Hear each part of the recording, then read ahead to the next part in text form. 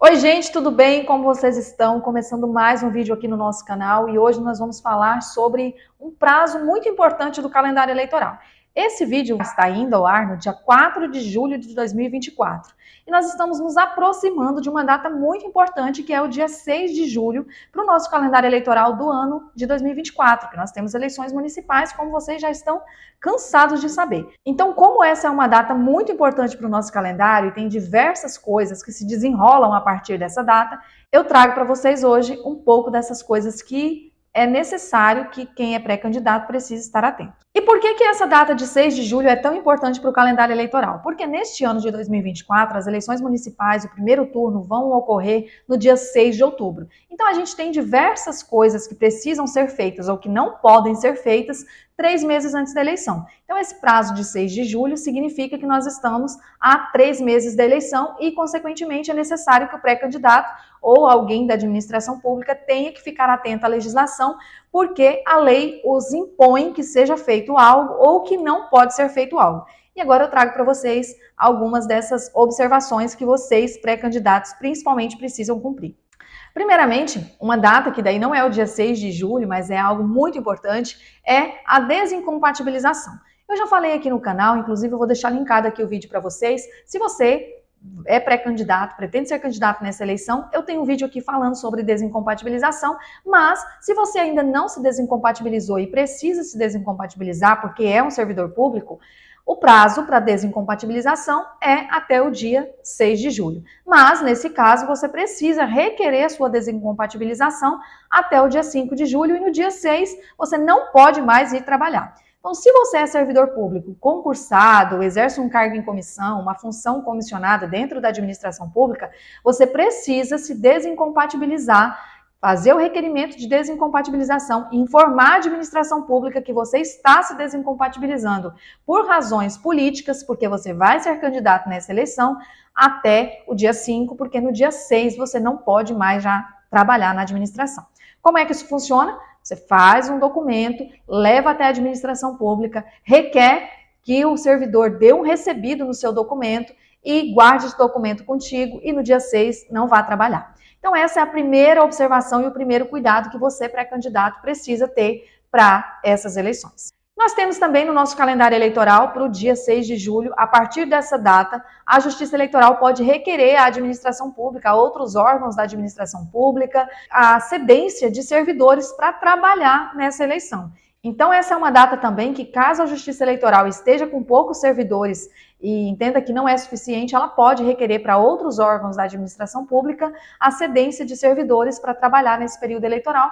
E esses servidores que forem trabalhar no primeiro turno, eles poderão ficar cedidos para a Justiça Eleitoral até o dia 6 de janeiro, ou nas cidades que há o segundo turno, até o dia 27 de janeiro. Outra proibição, e aqui a gente tem na lei das eleições, inclusive, que as proibições para servidores públicos. Então, a partir do dia 6 de julho, o administrador público, os agentes públicos são proibidos de nomear, de contratar, admitir, dispensar sem justa causa, suprimir vantagens de servidor público, dificultar ou impedir o exercício funcional desse servidor público, fazer remoção, transferir, exonerar, na circunscrição do pleito. Então, um prefeito, por exemplo, não pode fazer isso que eu acabei de citar aqui nesse período de 3 meses. Por quê? A intenção da legislação é fazer com que não haja abuso de poder, com que não haja punição do servidor, porque ele não apoia aquele pré-candidato, digamos assim, ou porque tem ideologias diferentes do pré-candidato. Então, a intenção da legislação é que não haja o abuso ou o uso da máquina pública para beneficiar alguém que esteja na administração pública. Mas a gente tem também, nesse caso, algumas exceções. Então, por exemplo, se o administrador público precisa exonerar alguém que exerce uma função em comissão, um cargo em comissão, algo assim, esses cargos, eles têm livre exoneração e livre nomeação. Então, pode ser despedido nesse caso, pode ser mandado embora, digamos assim, pode ser demitido da administração pública, mesmo neste período, por ser cargo em comissão. Também uma outra possibilidade de mudança, uma exceção em relação a essas normas que eu falei anteriormente aqui, é em relação ao Poder Judiciário, ao Ministério Público, tribunais, conselhos de contas, Presidência da República. Nesses casos é permitido que haja essas exonerações, transferências e tudo mais. Uma outra exceção, neste caso, de nomeação de servidor público, é se o concurso público tiver sido homologado até o dia 6 de julho deste ano das eleições. Então, se houver a homologação de um concurso público até essa data, pode haver a convocação de servidor público. E um outro caso também seria a nomeação de servidores públicos para serviços essenciais e necessita, nesse caso, a autorização do chefe do executivo. No caso da administração pública municipal, o prefeito. Então, se houver uma necessidade de servidor público comprovado de que não é algo para favorecimento político, pessoal, pode haver a contratação. Então, embora a lei traga essas restrições, traz também algumas exceções para que o serviço público não pare, porque é um período eleitoral, mas o serviço público, a administração pública precisa continuar trabalhando e prestando serviço de qualidade para a população. Uma outra proibição que nós temos na legislação para esse período de 3 meses é a transferência voluntária de recursos da União aos estados, aos municípios e tudo mais. Mas também tem exceções. Em caso de situações de emergência, calamidade pública, a administração pode fazer essa transferência para os municípios ou para os estados. Aqui também é uma forma da legislação fazer com que ao período eleitoral não haja influência da máquina pública ou do poder público em relação às eleições municipais. A gente tem também algumas restrições em relação à publicidade institucional. Então, nesse período, a legislação veda que haja a publicidade institucional de atos, programas, obras, serviços e campanhas dos órgãos públicos, exceto também em caso de grave e urgente necessidade pública, e isso reconhecida pela Justiça Eleitoral.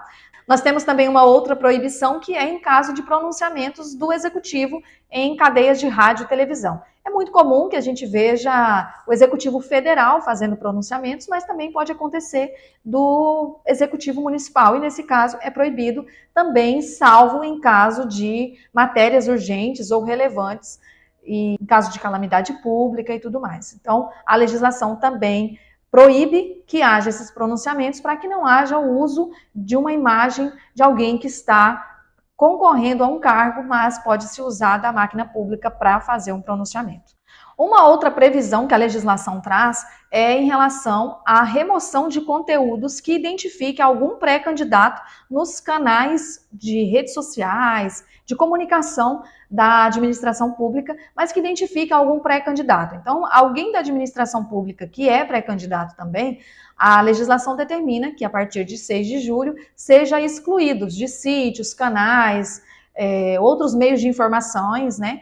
Que haja a exclusão de slogans, símbolos, expressões, imagens ou elementos que podem identificar essas autoridades, governo ou administração em disputa no próximo pleito. Então, é uma forma também de retirar dos canais oficiais da administração pública aquela pessoa que esteja exercendo o mandato e, consequentemente, é candidato ou pré-candidato na próxima eleição. Outra proibição muito interessante que nós temos na legislação é que, a partir do dia 6 de julho, não se pode contratar shows artísticos pagos com recursos públicos para inaugurações ou divulgação de serviços públicos. Também, a partir do dia 6 de julho, isso aqui é muito importante, pré-candidatos não podem comparecer à inauguração de obras públicas. E aqui é muito importante, porque mesmo que o pré-candidato não vá participar do palanque ou não vai fazer uso da fala, ele não pode estar presente na inauguração de obra pública. A legislação prevê que ele não pode participar, não pode comparecer em inauguração de obra pública.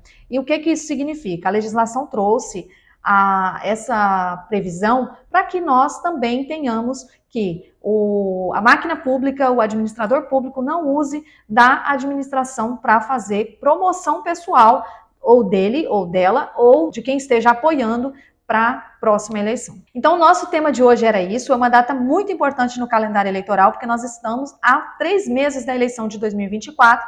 Eu espero que vocês tenham gostado. Se gostaram, curta, compartilhe esse vídeo. Se ficou alguma dúvida, deixa aqui nos comentários. Se inscreva no canal, porque nós temos vídeo novo toda semana falando sobre, principalmente, eleições. Então, muito obrigada pela atenção de vocês. Até mais. Tchau, tchau.